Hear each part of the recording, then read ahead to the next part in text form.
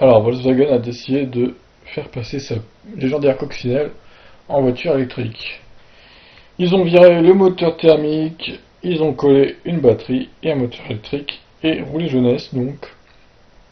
Donc cette coccinelle est basée sur la coccinelle 1303 Cabriolet, version produite entre 1973 et 1980.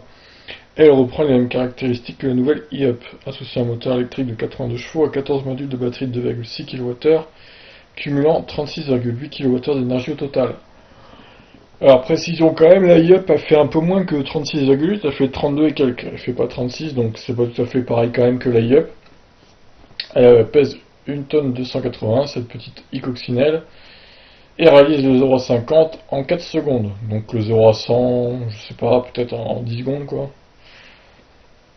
Elle promet une vitesse de pointe allant jusqu'à 150 km/h. En termes d'autonomie, le constructeur annonce un rayon d'action de 200 km.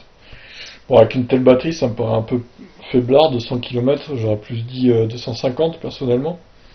Si les caractéristiques de la recharge ne sont pas annoncées, les visuels diffusés par le constructeur laissent entendre la présence d'un connecteur combo discrètement caché sous le feu arrière, comme on voit ici du coup, de quoi laisser présager une config identique à celle de l'e-Up, un chargeur AC 7 kW et une charge rapide à 50. Alors pareil là, c'est pas tout à fait pareil que l'e-Up, vu que l'e-Up elle a une charge rapide à 40 et pas 50. Donc encore une fois, c'est pas tout à fait pareil.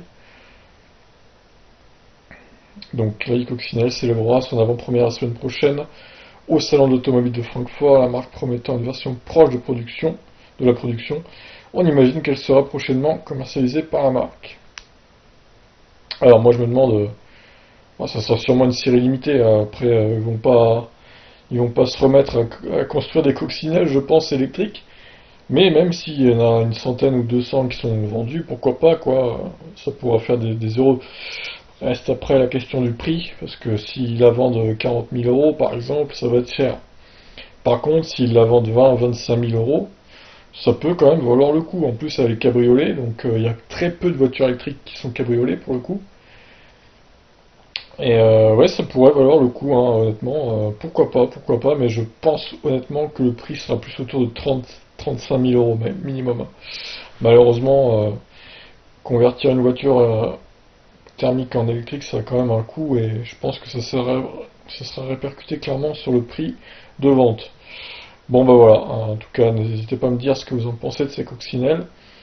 J'espère qu'ils la vendront pas trop cher, mais sinon c'est une bonne idée, je trouve, et d'autres marques devraient faire de même, de convertir de vieux modèles épiques qui sont hyper connus, des modèles thermiques donc en électrique. Et franchement, ça pourrait être un succès total, un renouveau pour certains modèles, et une nouvelle vie pour eux, et franchement, ça serait pas mal du tout.